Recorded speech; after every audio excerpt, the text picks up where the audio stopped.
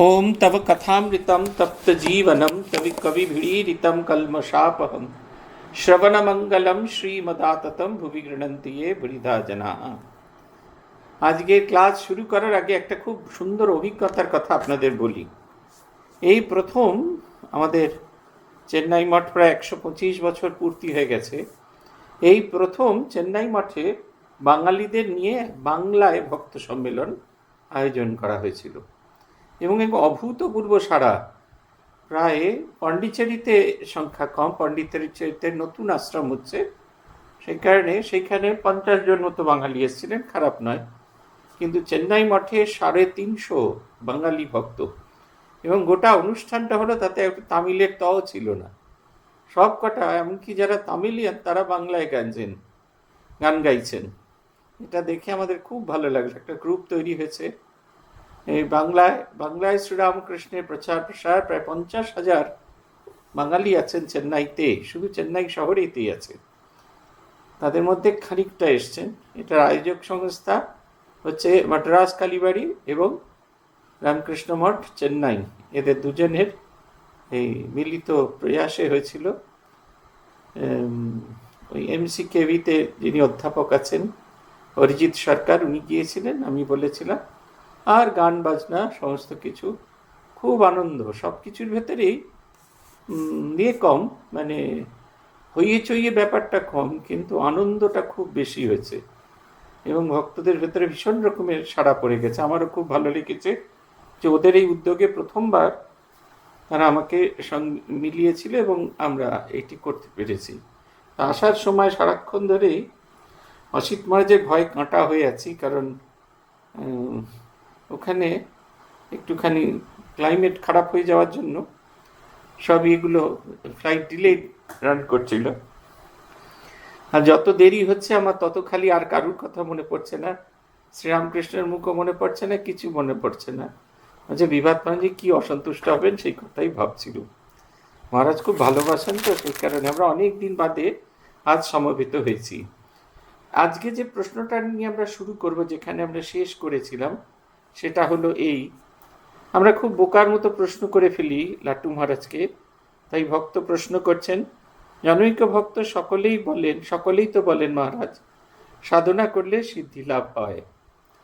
লাট্টু মহারাজ বলছেন, হ্যাঁ সিদ্ধি লাভ হয় বই কি, বাকি সমাধি লাভ হয় না। শক্তি পেলে সাধকের সিদ্ধি লাভ হয়, ঐশ্বর্য পেলে ঋদ্ধি লাভ হয়, আর সমাধিতে গেলে তাকে লাভ হয়। তাই সমাধির কথা মুখে বলা যায় না, তার শক্তির কথা আভাসে ইঙ্গিতে বলা যায়, তার ঐশ্বর্যের কথাও ভাবে প্রকাশ করা যায়। বাকি তিনি তো তাঁর শক্তি এবং ঐশ্বর্যের মাঝে ফুরিয়ে যান না। অনন্ত শক্তি অনন্ত ঐশ্বর্য ফুরাবার জো কি? তবু অনন্ত শক্তি অনন্ত ঐশ্বর্য তাকে প্রকাশ করতে পারে না। সবের মাঝেও থেকেও তিনি সবের অতীত বস্তু। যেমন তোমার বহু গুণ আছে, তুমি কাজ করতে পারো, বহু ঐশ্বর্য আছে, তুমি দেখাতেও পারো, লুকাতেও পারো, বাকি তাতেই তোমার স্বরূপ ধরা পড়বে না। তোমার স্বরূপগুলোর মধ্যে ঐশ্বর্যের মধ্যে থেকেও নেই। তেমনি আর কি, ভগবানের শক্তি ঐশ্বর্যের আভাস সাধক বুঝতে পারলেও তাকে বুঝবার ক্ষমতা সাধকের হাতে নেই। ভগবান জানিয়ে দিলে তবেই সাধক বুঝতে পারবেন। তিনি অর্থাৎ ঠাকুর বলতেন, একবার জোশো করে মালিকের সঙ্গে দেখা হলে তার ঐশ্বর্যের কথা জানবার ভাবনা থাকে না। বাকি মালিকের দেখা তো অমনি পাওয়া যায় না, আগে দারোয়ানকে খোসামত করতে হয়, তারপরে নায়েব গোমাস্তার খোসামত করতে হয়, তখন মালিকের কাছে পৌঁছায়। তখন মালিক ইচ্ছে করলে নায়েব গোমাস্তার মারফত কথা বলতে পারেন, আর চাই কি তোমার নিজে কাছে ডেকেও পাঠাতে পারেন। আবার এমনও হয় যে মালিক কৃপা করে তোমার কাছে এসে তোমার সঙ্গে দেখাও করে যেতে পারেন। সাধন পথে ঠিক এই ব্যাপার হয় জানো। ভগবান ইচ্ছা করলে কৃপা করে নিজে সাধককে দেখা দিতে পারেন, আবার ইচ্ছা করলে সাধককে নিজের কাছে ডাকিয়ে আনতে পারেন। যেমন বোধ হয় এখানে শালক্য সামীপ্যের কথা ইঙ্গিত করেছেন। আবার ইচ্ছে করলে তাঁর নায়েব গোমাস্তা দিয়ে খবর পাঠাতেও পারেন। বোধ হয় ধ্যানে যে দেবদেবীর দর্শন হয় তাকে ইঙ্গিত করেছেন। এই সবই ভগবানের ইচ্ছা। এর মধ্যে তোমার চেষ্টা কতটুকু? না দারোয়ান থেকে গোমস্তা পর্যন্ত প্রার্থনা জানানো। এ পর্যন্ত তোমার সাধনা, এরপর আর তোমার সাধনা যেতে হয় না। তখন ভগবানের দয়ার উপর তোমাকে নির্ভর করতে হয়। এই সময়টা সাধকের পক্ষে বড় কষ্টের, জানো। এটা একটা খুব গভীর কথা, খুব ইঙ্গিতে গল্প করে বলেছেন। সিদ্ধি লাভ হয় কিন্তু সমাধি লাভ হয় না। সাধন ভজন করলে সিদ্ধি লাভ হতে পারে, কিন্তু সমাধি লাভ হয় না। সমাধি লাভ হলে আর সে ফিরে আসতে পারে না। তাই সিদ্ধ পুরুষের আমাদের দেশের ছড়াছড়ি, সমাধিমান পুরুষ খুব কমই আছেন। এই সমাধিমান পুরুষ ফিরে আসতে পারে যদি ভগবানের লীলাবিলাস করবেন এই ইচ্ছা তার হয়।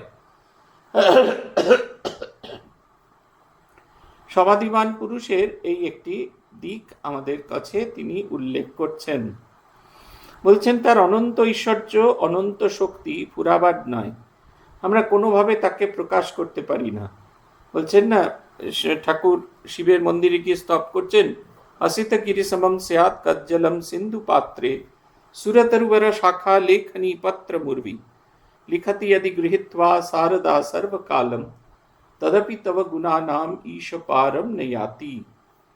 যদি এই সমস্ত পাথর, এই জগৎ সংসারের সমস্ত পাহাড়গুলো যদি কালির হয়, বড়ি হয়, এই পৃথিবীর সমুদ্রগুলো যদি কালি রাখার দেওয়াত হয়, কল্পতরু গাছের ডাল দিয়ে স্বয়ং সরস্বতী পৃথিবীকে পাতা হিসেবে যদি লিখতে থাকে, তবে তোমার গুণের কথা শেষ করা যায় না। তার গুণ বলে শেষ করা যায় না, তার রূপের ঐশ্বর্য বলে শেষ করা যায় না। আবার আরেকটা জিনিস আছে, তার রূপ এক একজন এক একভাবে দেখেন। এই কারণে দেখেন একই মহাদেবী, কখনো তিনি দশভুজা, কখনো তিনি চতুর্ভুজা, কখনো তিনি অষ্টাদশ ভুজা। এক একজনের কাছে তিনি এক একভাবে প্রকাশিত হয়েছেন। খেদার কাছে দশভুজা হয়ে এসেছে বলে আমার কাছেও দশভুজা হয়ে তিনি প্রকাশিত হবেন এরকম কোনো শর্ত আমাদের কাছে নেই। তাঁর ইচ্ছা তিনি কিভাবে আমাকে প্রকাশ করবেন। কিন্তু পদ্ধতিটা কি না, পদ্ধতিটা হচ্ছে যে মালিককে খুঁজতে হবে, ভগবানকে খুঁজতে হবে। ভগবান ভিন্ন আর অন্য কোনো কিছুতে মন দিলে আমি কোনো কিছুকেই খুঁজে পাবো না। এটা প্রসেসড ওয়েতে যেতে হবে। প্রসেসড ওয়েতে যাওয়ার কথা তিনি বলছেন। আগে বাগানের মালিককে যদি খুঁজতে হয়, আগে তার দারোয়ান, তার যে প্রধান যে লোক আছে, তার সঙ্গে যোগাযোগ করতে হবে। তার সঙ্গে যোগাযোগ করে ভগবানের কাছে এই খবরটা পৌঁছতে হবে যে আমি তোমার দর্শন প্রার্থী। দেখবেন শ্রীরামকৃষ্ণের যে সাধনা, সেখানে দেখবেন তিনি আগে সীতা দেবীর দর্শন পেয়েছেন। আগে তিনি মধুরভাবে যখন সাধন করছেন, তখন শ্রীমতী রাধার দর্শন পেয়েছেন। রাধাভাবে ভাবিত হবার পরে, রাধাভাবে ভাবিত হওয়া মানে হচ্ছে মধুর ভাব যে সাধন করব তার যোগ্য হয়ে ওঠা। আমরা আপনাকে বাড়ি কিনে দিতেই পারি। আপনাকে বলা হলো যে দাদা দিদি আপনাকে বাড়ি কিনে দিলাম, কিন্তু বাড়িটা নিয়ে আপনি কি করবেন? আপনি যদি তাতে ফার্নিচার না কিনতে পারেন, আপনি যদি সেই বাড়িটার ট্যাক্স না পে করতে পারেন, না ইলেকট্রিসিটি বিল না দিতে পারেন, কিছু যদি না দিতে পারেন, তাহলে তো আপনাকে বাড়ি দিয়ে তখন লাভ নেই।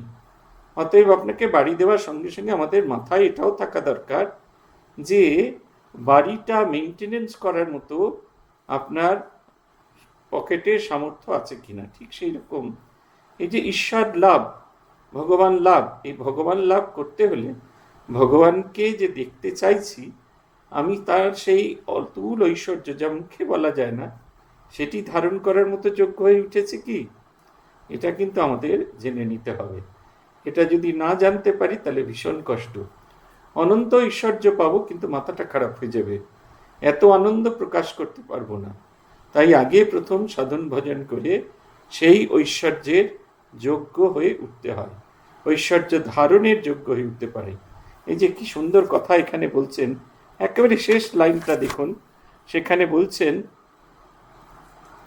এই সবই ভগবানের ইচ্ছা। এর মধ্যে তোমার চেষ্টা কতটুকু না, দারোয়ান থেকে গোমস্তা পর্যন্ত প্রার্থনা পৌঁছানো, এ পর্যন্ত তোমার সাধনা, এরপর তোমার সাধনা করে যেতে পারে না। তখন ভগবানের দয়ার উপর নির্ভর করছে, তোমাকে নির্ভর করতে হবে। এই সময়টা সাধকের পক্ষে বড় কষ্টের সময়, জানো। এই কারণে আমাদের বড়রা সবসময় বলে থাকেন যে জীবনের সাধন ভজনের ক্ষেত্রে, সিদ্ধি লাভের ক্ষেত্রে জোয়ার ভাটা আছে।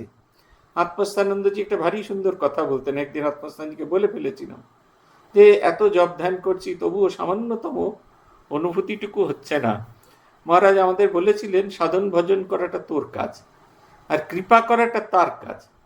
সাধন ভজন করা ছেড়ে তুই যদি কৃপা করাটা কেন হলো না, এই নিয়ে মাথায় যদি দিক করতে থাকিস, তাহলে তো সাধন ভজনও হবে না, আর তার কৃপা পেলেও সেটা ধারণের যোগ্যতা তোর তৈরি হবে না। খুব একবারে সোজা সাপটা সঠিক কথা। ভগবানের কৃপা ধারণ করার জন্য একটু একটু করে নিজেকে প্রস্তুত হতে হবে। আমাদের মনের ভাবটা যেন এইরকমই থাকে যে তোমার যখন, এই আছে না রবীন্দ্রনাথের গান, আমি নিশিদিনও তোমায় ভালোবাসি, তুমি অবসর মতো বাসিও। আমার ভালোবাসাটা সব সময়ের জন্য থাকবে। তোমার যখন মনে হবে তখন তুমি আমায় কৃপা করবে। এই তাঁর কৃপা মুখাপেক্ষী হয়ে থাকতে হয়, কিন্তু একই সঙ্গে নিজেকে একটু একটু তার কৃপা ধারণের যোগ্য করে তুলতে হয়। আমরা যদি নিজেকে ভগবানের কৃপা ধারণের যোগ্য করে তুলতে না পারি, ভগবান যখন কৃপা দেবেন তখন আমরা বুঝতে পারবো না। রবীন্দ্রনাথের সেই কবিতাটি আছে যে বেরিয়ে পড়েছে এতে ভিক্ষা করতে, পথে রাজভিখারির সঙ্গে দেখা হলো। রাজভিখারির সঙ্গে দেখা হতে ভীষণ আনন্দ, রাজভিখারি অনেক কিছু দেবে। ওমা, রথ এসে থামলো, রাজভিখারিও নামলেন রথ থেকে। তিনি হাত পেতে বলছেন, আমায় কিছু দাও না গো। রাগে ক্ষোভে অভিমানে আমরা একটা দানা রাজভিখারিকে দিয়ে দিলাম, আর সারাদিন গজগজ করতে থাকছি, কেমন রাজভিখারি, এ লোকের কাছে ভিক্ষা চায়, আমাকে কি দেবে। নিজেকে বিরাট করে ফেলেছি। তারপরে যখন সন্ধ্যাবেলা এসে নিজের ভিক্ষাপাত্র উল্টে দেখছি এক কণা স্বর্ণ দানা রয়েছে, তখন কষ্ট হচ্ছে, আর ভাবছে তোমায় কেন দিইনি আমার সকল শূন্য করে। আমার সব কিছু দেবার জন্য আমাকে যেন রেডি থাকতে হবে। আমাদের সৌভাগ্য হয়েছিল মেনকা ঠাকুরের কাছে গান শেখার। তিনি যত না শিল্পী ছিলেন, তার চেয়ে বড় সাধিকা ছিলেন। তিনি কি সুন্দর করে গানের কথা পড়াতেন। এই গান শেখাচ্ছেন, আমায় যে সব দিতে হবে সে তো আমি জানি, আমার যত বিত্ত প্রভু, আমার যত বাণী, সব দিতে হবে। উনি বলছেন সব বলার সময় এই দন্তেশ্বটাকে তালবস্যার মতো ফাইন উচ্চারণ করতে হবে না, তাহলে শুধু মরার মতোই দিতে হবে, হৃতবাদ দিতে হবে। বলছেন সব দিতে হবে, সেটা বলার সময় মনের ভাবটা এমন থাকবে, আমার মন প্রাণ অন্তরাত্মা যেখানে যা কিছু আছে সব তোমায় দিচ্ছি, আমার কিচ্ছু নিজের জন্য আমি কিচ্ছু রাখিনি, সব দিয়েছি, দিয়ে একদম ফকির হয়েছি। একটি গান উনি পড়াচ্ছিলেন, আঘাত করে নিলে জিনে গাড়ি নেবল দিনে দিনে।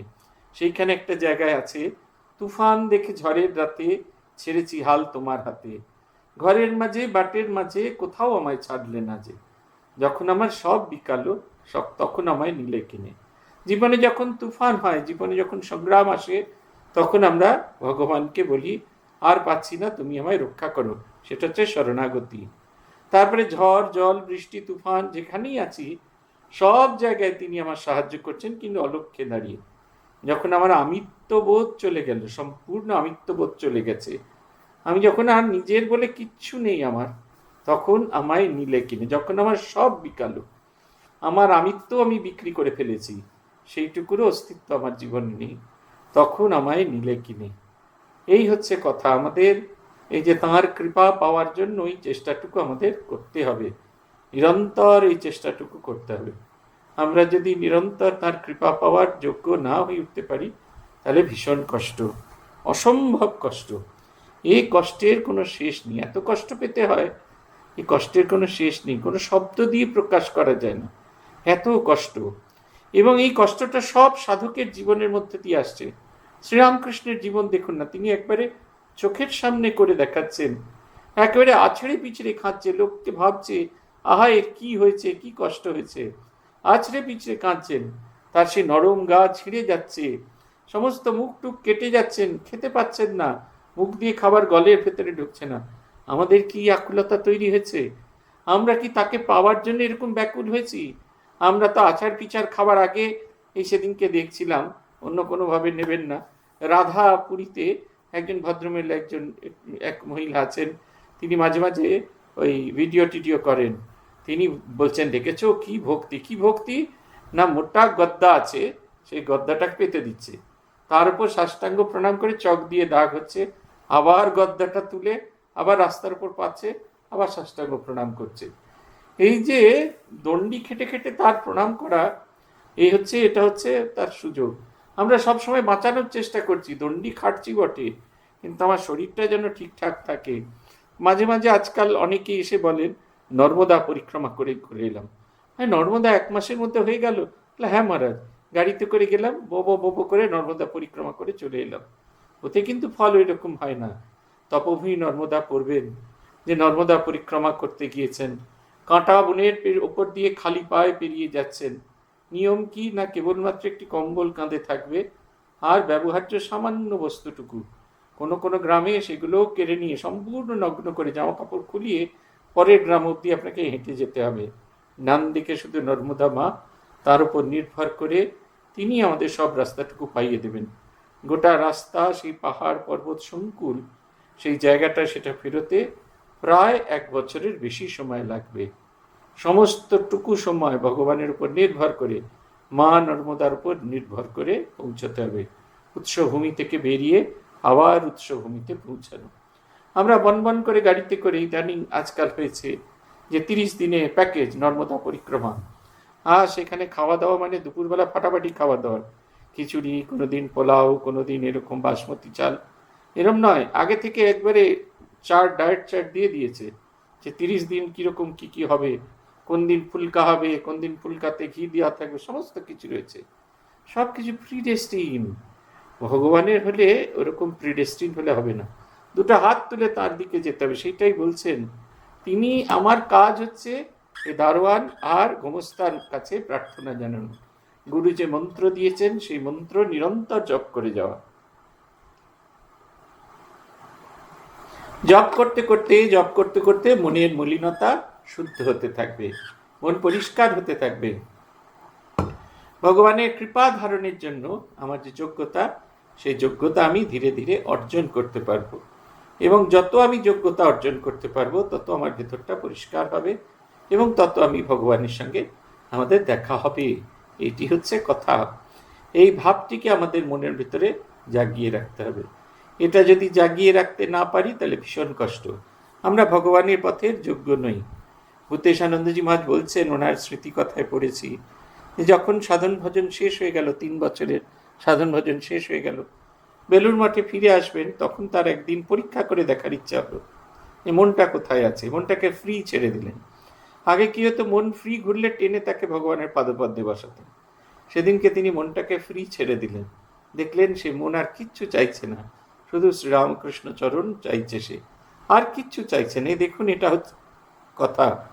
জনৈক ভক্ত বলছেন, কষ্টের সময় এই কথা কেন বলছেন মহারাজ?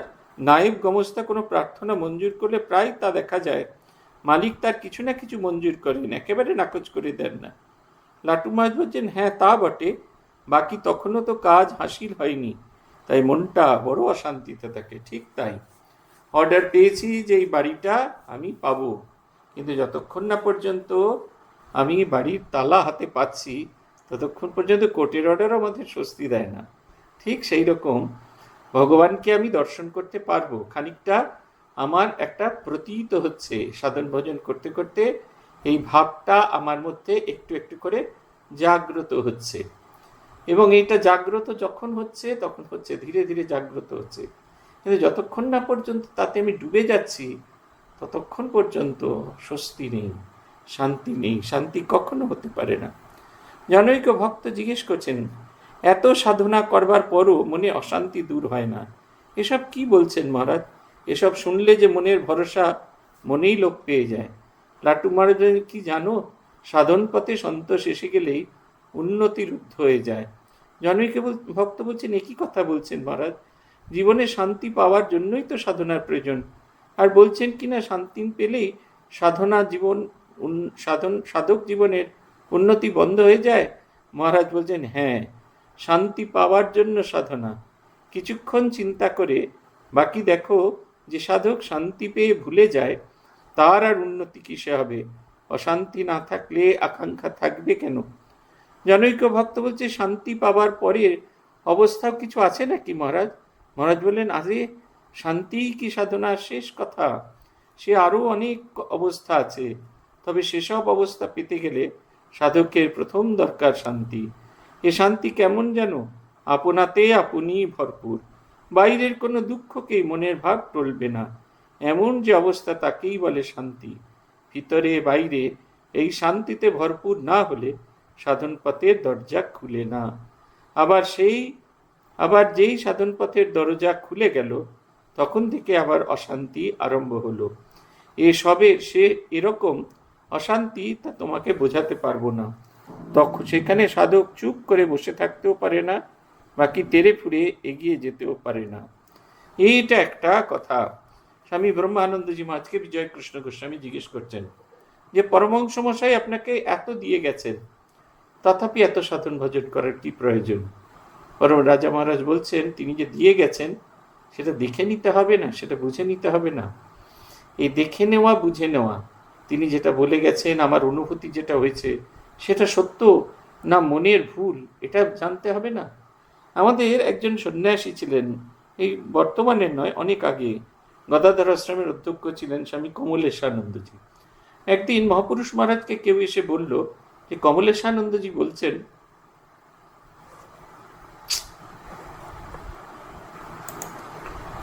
কমলেশানন্দজি একদিন তার সম্পর্কে কেউ এসে বললেন যে কমলেশানন্দজি নাকি ভগবান লাভ হয়েছে। তা মহাপুরুষ মহারাজ শুনলেন, ওমা তাই নাকি, এটা শুনলেন। তার কয়েকদিন বাদে কমলেশানন্দজি এসে উপস্থিত হলেন। মহারাজ জিজ্ঞেস করলেন, হ্যাঁ হ্যাঁ শুনছি তোমার নাকি ভগবান লাভ হয়েছে। তিনি মহাপুরুষ মহারাজকে বলছেন, হ্যাঁ হয়েছে। মহাপুরুষ মহারাজ তাকে জিজ্ঞেস করলেন, আচ্ছা তোমার কি মাঝে মাঝে সংশয় হয়? তিনি বললেন, হ্যাঁ সংশয় হয়। মহারাজ নাকি বুড়ো আঙুলটা এমনি এমনি করে নাড়িয়ে নাড়িয়ে বলছেন, তাহলে হয়নি, তাহলে হয়নি, তাহলে হয়নি। এই যে বুড়ো আঙুলটা নাড়াচ্ছেন আর বলছেন তাহলে হয়নি, তাহলে হয়নি, তাহলে হয়নি। এই যখন আমাদের তাকে দর্শন করলে আর সন্দেহ নেই। আমি শুনেছি এইরকম দেবী এরকম, দেবী ওরকম, দেবী ওরকম। যখন দেবীর মন্দিরে গিয়ে দেবীকে দর্শন করলাম, তখন বুঝতে পারলাম দেবী ঠিক এই রকম। এইটাকে বলে সিদ্ধেশ্বরী কালী। সিদ্ধেশ্বরী কালী হলে দেবী যদি এদিকে মুখ করে থাকেন, তাহলে তার সিদ্ধেশ্বর এদিকে মুখ করে থাকবেন। দক্ষিণা কালী হলে দেবী যেদিকে মুখ করে আছেন, সিদ্ধেশ্বরও সেই দিকে মুখ করে আছে। এই যে ফারাকগুলো তখন আমরা যখন ওদের দর্শন করব তখন বুঝতে পারবো। এই যে কিছু কিছু হয়, সাধকের সম্পূর্ণ রাস্তা যদি না যায়, কিছু যখন অনুভূতি হয় সাধারণ মানুষের ক্ষেত্রে, কিছু অনুভূতি হয় যখন, তখন তার মনে হয় সব হয়ে গেল, সমস্ত কিছু হয়ে গেল। আমার মনে আছে পূজনীয় বুদ্ধিসানন্দজি মহারাজ তখন প্রেসিডেন্ট, ট্রেনিং সেন্টারে একজন ব্রহ্মচারী মহারাজকে সকালে ক্লাসে বলছেন যে মহারাজ এরকম আমাদের এই স্বামী বিবেকানন্দ বলে গেছেন এই সংঘ পরিচালনার ক্ষেত্রে সন্ন্যাসী ব্রহ্মচারী সকলেরই মতামত হবে, তাহলে কেন আমাদের ব্রহ্মচারীদের মতামত নেওয়া হয় না? তখন সেই ব্রহ্মচারী মহারাজ ট্রেনিং সেন্টারে আছে। ভূতেশানন্দজি বলছেন, একটু শান্ত হয়ে থাকো, একটু সাবধানে থাকো, নিজেকে যোগ্য প্রমাণ করো, তারপর আস্তে আস্তে নিজেকে যোগ্য প্রমাণ করলে তখন দেখবে একটা সময় সংঘ তোমার কাছ থেকে জানতে চাইবে, তোমার কাছে সঙ্গে নিয়ে জানতে চাইবে। তিনি মহারাজের কথাটাকে একেবারে বিশ্বাস করতে পারলেন না। ট্রেনিং সেন্টার হলো, ফিরে গেল, এই একটি ইস্যুতেই তার ভীষণ সংঘাত লেগে গেল তার সেন্টারে। সব কিছুতে তিনি তার মতামত প্রকাশ করছেন, সব কিছুতে তিনি স্বামী বিবেকানন্দকে রেফার করছেন এবং বলছেন স্বামী বিবেকানন্দ বলেছে, কেন আপনারা শুনবেন না আমার কথা? এই চলতে চলতে চলতে চলতে একটা সময় তার মনে হলো এই সঙ্গটা একটা ইউজলেস ফ্যাক্টর, এটাকে ছেড়ে যাওয়া প্রয়োজন আছে। তাই তিনি সঙ্গ পরিত্যাগ করে চলে গেলেন। বিভিন্ন জায়গায় ঘুরছেন, বিভিন্ন জায়গায় যাচ্ছেন, খুব লেখাপড়া শিখেছিলেন, সেই কারণে নানা জায়গায় যে ছোট বড় সংস্থায় যারা স্কুল টুল করেছেন তারা সাদরে তাকে নিয়ে নিলেন। তিনিও বিভিন্ন জায়গায় ঘুরতে ঘুরতে ঘুরতে ঘুরতে একটা সময় অনুভব করলেন যে এই সংঘেতে যে পবিত্রতা, এই সংঘেতে যে থাকলে, শুধু থাকলেই তার যে যোগ্যতা তৈরি হয়ে যায়, এই সঙ্গের সঙ্গে সাধন ভজন যে পদ্ধতি, যেভাবে সাধন ভজন স্বামীজি ফ্রেম করে গেছেন, এই পদ্ধতিতে থাকলেই মানুষের উন্নতি হবে, এটি বাইরে কোথাও নেই, এটা কেমন করে হবে? তখন তিনি ফিরে আসবার চেষ্টা করলেন। একবার বেরিয়ে গেলে তো ফিরে আসাটা কঠিন, তিনি রেজিগনেশন দেননি, তিনি চলে গিয়েছিলেন। তারপর তাকে ফিরে আসতে হলো এবং বছর 5 কোথায় তার সন্ন্যাস হয়নি। সেটাও তিনি গ্রহণ করলেন। এবং সঙ্ঘ সেবা এখনো পর্যন্ত যে আছে তাকে আমরা দেখি তীব্রভাবে সাধন ভজন করেন, একই সঙ্গে তীব্রভাবে সঙ্ঘ সেবা করছেন। আমরা সাধারণ মানুষ, আমাদের পক্ষে ওই যে ভগবানের জন্য শ্রীরামকৃষ্ণের যে আকুলতা, এইটি দেখানোর পদ্ধতি নেই। মাকে প্রশ্ন করছেন না, নরেন যে সমস্ত কর্মের পত্তন করছেন, এই দিয়ে কি মুক্তি হবে? মা বলছেন 24 ঘন্টা আমরা কে কবে ভগবানকে ডাকতে পেরেছি? আমরা কখনোই ডাকতে পারি না। তাই নরেন এই কর্মের পত্তন করলেন। পত্তন শব্দটা খুব ইম্পর্টেন্ট। প্রবর্তন করলেন। এটি একটি নতুন ধারা প্রবর্তিত হলো সাধন ভজনের অঙ্গ হিসেবে। কেউ যদি এই ধারাটা দিয়ে এগিয়ে যেতে পারে, সে অবশ্যই উৎসমুখে পৌঁছতে পারবে। কেউ তার এটাকে আটকাতে পারবে না। এটা হচ্ছে কথা। এই সাধন ভজনের এই একটি পদ্ধতিকে ঠাকুর স্বামীজি আমাদের কাছে দিয়ে গেলেন। আমরা সারাক্ষণ ভগবানকে ডাকতে পারবো না, কিন্তু আমরা যদি মন প্রাণ উজাড় করে করতে পারি, তাহলেই এটা হবে আমাদের। আপনারা কাশীতে অনেকেই বন বাবার কথা শুনেছেন। বনবিহারী মহারাজ খুব অল্প লেখাপড়া শিখেছিলেন বলে বনবিহারী মহারাজকে এই মহাপুরুষ মহারাজ পাঠালেন কাশী সেবাশ্রম সঙ্গে ড্রেসিং বিভাগে কাজ করতে। মুমূর্ষু রোগীরা আসছে, তাদের ড্রেসিং করা, কারোর অপারেশন হয়েছে, তার ড্রেসিং করা, এই কাজ। এই করতে করতে করতে শুধু ড্রেসিং না, ড্রেসিং করাটাতে নিয়ে করে পূজার মতো গ্রহণ করলেন। তখন ওই ডিসপোজেবল গজ পাওয়া যেত না, যে গজগুলো হয়ে গেল সেইগুলো ওই ব্যান্ডেজ পাওয়া যেত না। সেই ব্যান্ডেজগুলোকে আশ্রমে নিয়ে গিয়ে ফুটিয়ে ফুটিয়ে ফুটিয়ে ফুটিয়ে ডিসইনফেক্ট করতেন। তারপরে কাঠ ফাটা রোদ্দুরের মধ্যে সেগুলোকে শুকোতেন। শুকিয়ে গেলে তারপরে সেগুলোকে রোল করে আবার ওই সেই এর মধ্যে রাখতেন, ডিসইনফেক্ট বক্সের ভেতরে রাখতেন, আবার সেগুলোকে ব্যবহার করতেন। সেই সকালবেলা অন্তত 5:30 6টার সময় হয়তো হাসপাতালে গেলেন, 3টের সময় তিনি ফিরতেন। তারপরে খাওয়া দাওয়া করে জপের মালাটা নিয়ে হাঁটতে হাঁটতে চলে যেতেন কেদার ঘাটে, এবং রাত অবধি সেইখানে বসে ঈশ্বরের নাম গুণ কীর্তন করতেন। এই দেখুন, এই যে দুটো ব্যালেন্সড ভাব, এটি আমাদের জীবনে এসে গেল। এবং অবশেষে তার ঈশ্বর দর্শন হয়েছিল, ইষ্ট দর্শন হয়েছিল। স্বয়ং মা অন্নপূর্ণা তাকে দর্শন দিয়েছিলেন। তার জীবনী গ্রন্থে আছে, তার নিজের স্মৃতিতে আছে, তিনি মা অন্নপূর্ণাকে দর্শন করেছিলেন। একটা সময় মানুষের রূপের প্রতি তার খুব আকর্ষণ ছিল। সুন্দর দেখতে মানুষকে তার খুব ভালো লাগতো। কুৎসিত দেখতে মানুষকে তিনি একটু দূরে রাখতেন। একদিন তিনি দর্শন করলেন, দুপুরবেলা খেতে এসেছেন, একজন বললেন যে একজন মা এসেছেন, তিনি আপনার সঙ্গে দেখা করতে চাইছেন। তিনি তাড়াতাড়ি খাওয়া ছেড়ে দ্রুত চলে গেলেন। গিয়ে দেখলেন একজন ভদ্রমহিলা বসে আছেন, অপূর্ব সুন্দরী, মনে হচ্ছে স্বর্গের দেবী যেন নেমে এসছেন। হাঁ করে মায়ের সেই দিব্য রূপ তিনি দর্শন করছেন। সেই মহিলা বললেন, বাবা ওখানে কি দেখছো? এইখানে দেখো, একবার দগদগ দগদগ করছে, খা। তাড়াতাড়ি করে বললেন, হ্যাঁ মা। তিনি সম্বিত ফিরে আসতে বললেন, হ্যাঁ মা আপনি বসুন, আমি নিয়ে আসছি, সমস্ত এই গজ টজ সবগুলো নিয়ে আসছি। এইসব নিয়ে তার কাছে একটা সেট থাকতো, সেইটা বংশ কোয়ার্টার থেকে তিনি যখন নিয়ে গেছেন, গিয়ে আর তাকে খুঁজে পাচ্ছেন না। স্বয়ং অন্নপূর্ণা তাকে রূপের অতীতে নিয়ে যাওয়ার ব্যবস্থা করলেন। এই যে সাধন ভজনের একটি অংশ, এই আমাদের একটা যে অল্প যে অহংকার থাকে, আমি সাধনা করছি, এই অহংকার অনেকেরই থাকে। সেদিনকেই শুনছিলাম একজনের কথা, তিনি বলছেন, আমি আর আশ্রমে এসে ক্যাশ দেখব না। কেন দেখবেন না মানুষ ক্যাশ? আমি অ্যাকাউন্টসের কাজ করব। আমি এত তীব্র সাধন ভজন করে এসেছি, আমি আর ক্যাশে হাত দেবো না। অ্যাকাউন্টসে যেটা 1240 টাকা লিখছি, এটা তো ক্যাশই, সে ভগবানের লেখায় লিখছি। আমার খুব মজা লাগছিল।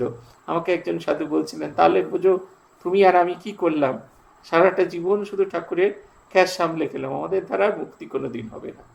ওটা নয়, যা কিছু করছি সব শিব আরাধনা। আমি যা কিছু করছি, হে প্রভু, সমস্ত তোমার আরাধনা করছি।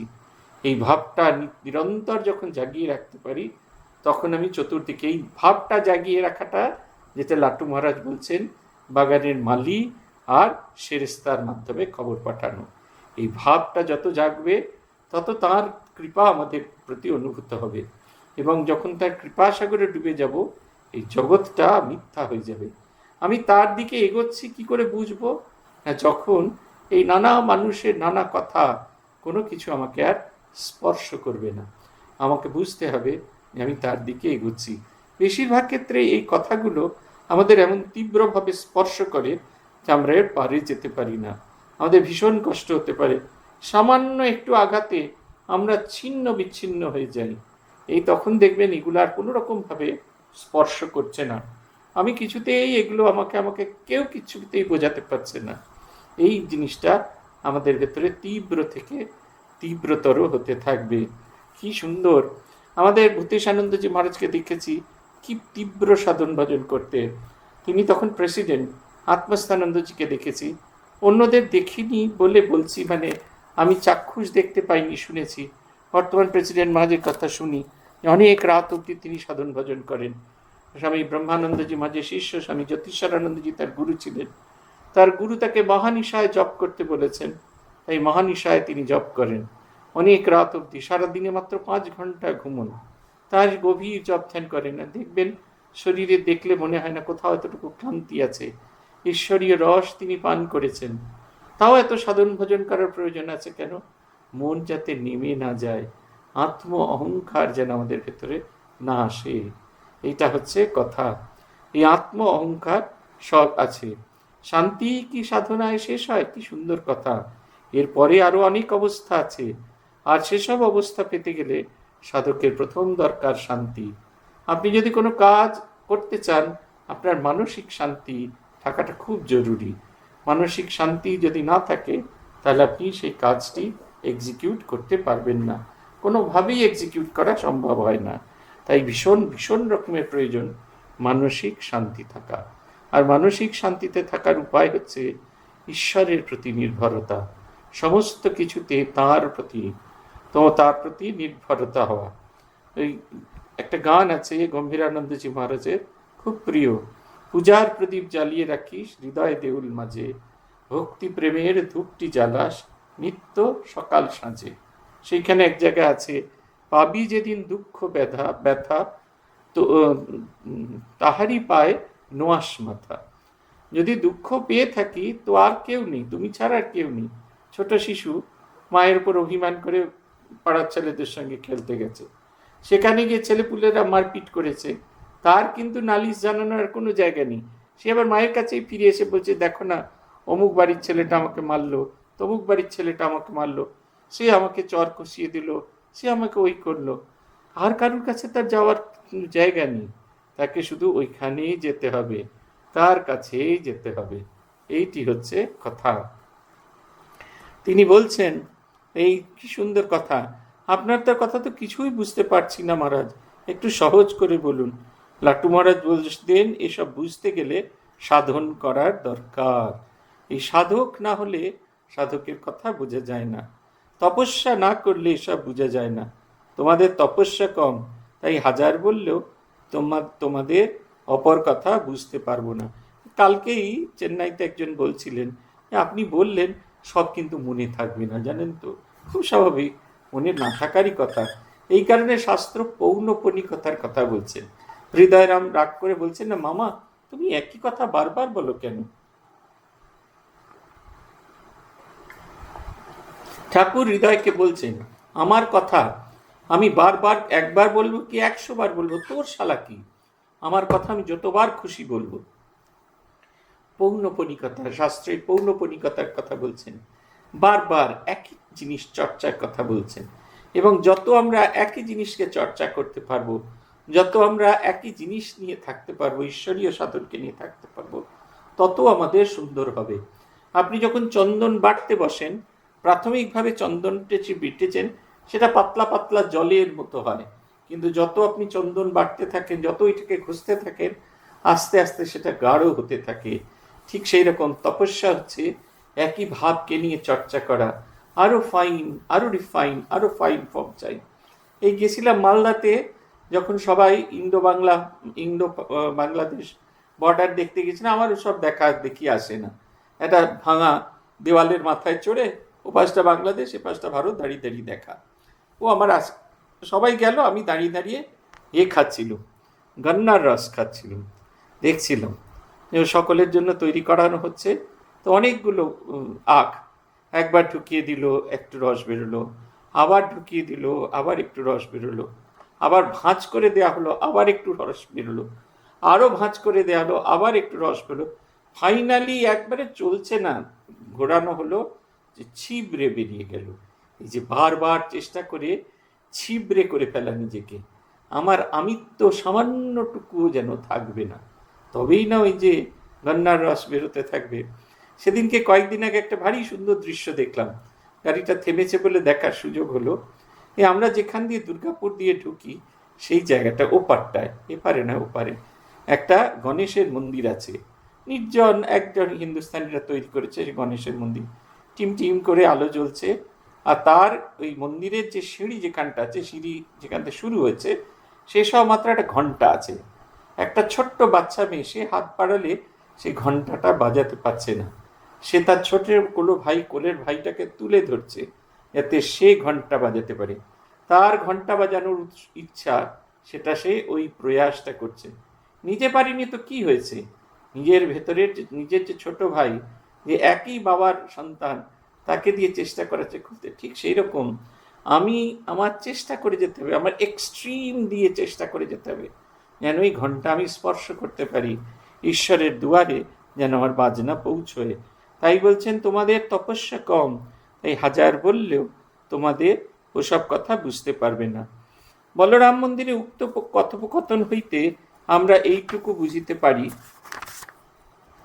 যে সমাধি সাধন সাপেক্ষ হয়েও বটে, আবার সাধন সাপেক্ষ নয়ও বটে। দুটো জিনিস আছে, একটা হচ্ছে সাধন সাপেক্ষ আর একটা সাধন সাপেক্ষ নয়। সাধন ভজন করতে করতে করতে করতে ভগবানের কৃপা অনুভব করতে হয়, তিনি কৃপা করলে তবে আমার সিদ্ধি হবে, আদারওয়াইজ সিদ্ধি হবে না। এই যে নবাব কিনলে আমি আরাম ফ্রি পাবো এরকম কিন্তু কোনো কথা নেই, আমি সাধন ভজন করতে করতে করতে করতে সেই অবস্থায় উত্তীর্ণ হব।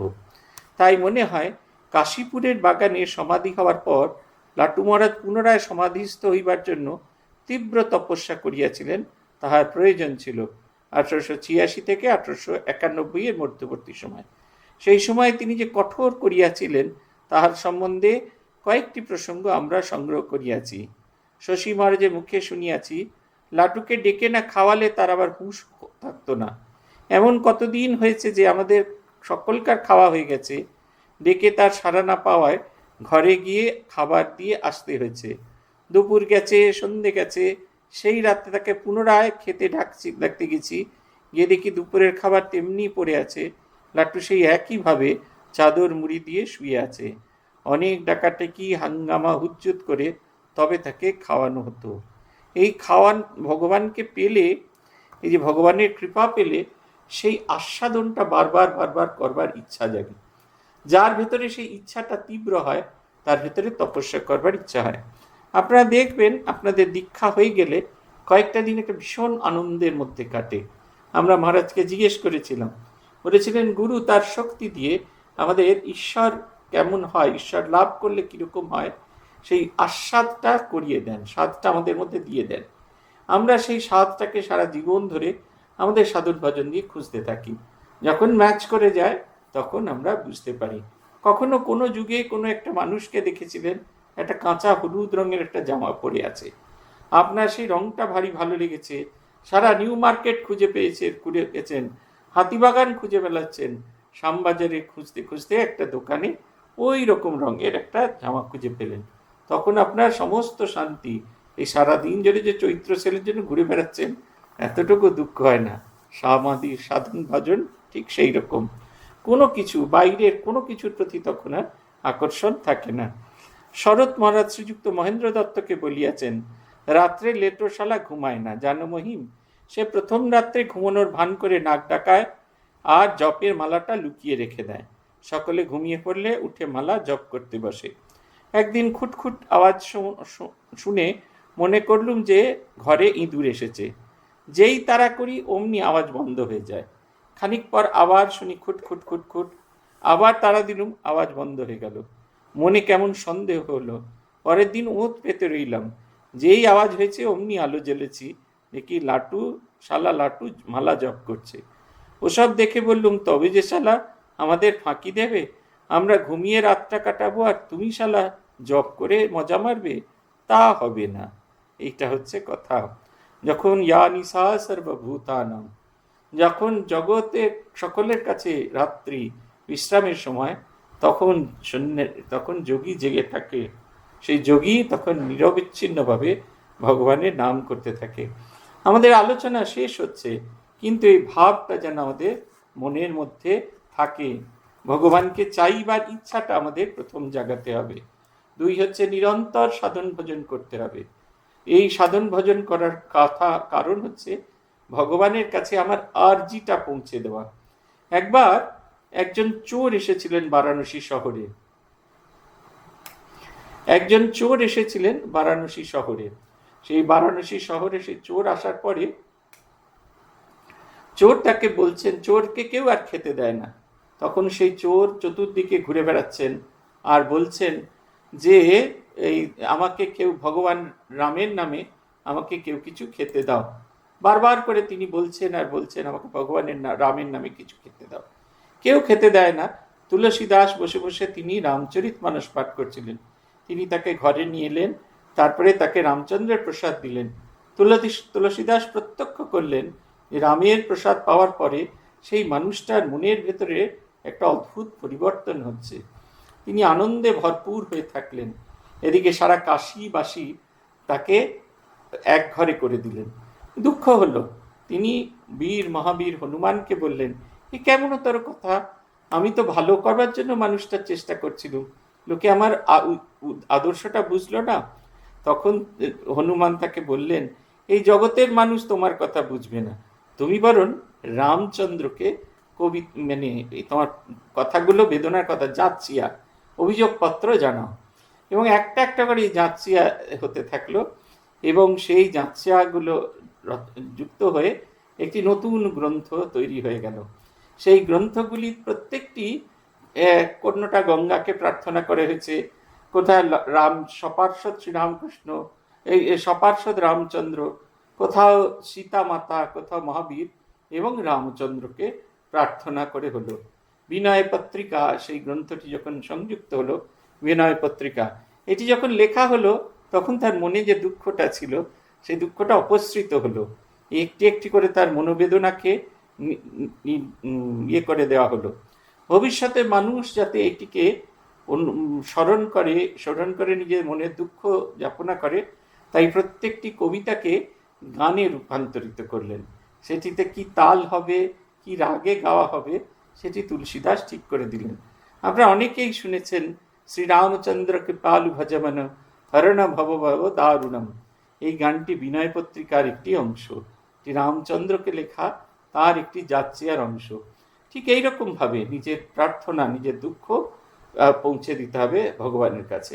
ভগবানের কাছে যখন আমরা পৌঁছে দিতে পারবো, তখন ভগবান কৃপাময় আমাদের হাত ধরে নিয়ে যাবেন। ওইখানেই শেষ নয়, নিরন্তর আমার চেষ্টাটা নিরন্তর হতে পারবে। তিনি যে আমায় কৃপা করছে সেটা ধারণের যোগ্য বস্তুতে, যখন তার সঙ্গে একীভূত হয়ে যাব, তখন আর আলাদা থাকবে না। ভগবানের কাছে নিরন্তর প্রার্থনা। এই যে জীবন যেটা ফ্রিতে পেয়েছি, সেদিনকে এই কথাটা ভারী ভালো লেগেছে আমার। এই যে জীবনটা আমি ফ্রিতে পেয়েছি, এই ফ্রিতে পাওয়া জীবনটা আমি যেন ঠিকঠাক মতো ব্যবহার করতে পারি। এটা যেন এমনি এমনি ফালতু না চলে যায়। শ্রী ভগবান আমাদের সেই শক্তি দান করুন। আজ এই পর্যন্ত। ওম প্রণতানাম প্রসীদত্বম দেবী বিশ্বার্তিহারিণী ত্রৈলোক্যবাসিনামিড্ডে লোকানাম বরদা ভব। ओम शांति ओम शांति ओम शांति। हरि ओम तत्सत्। श्री राम कृष्णार्पणमस्तु।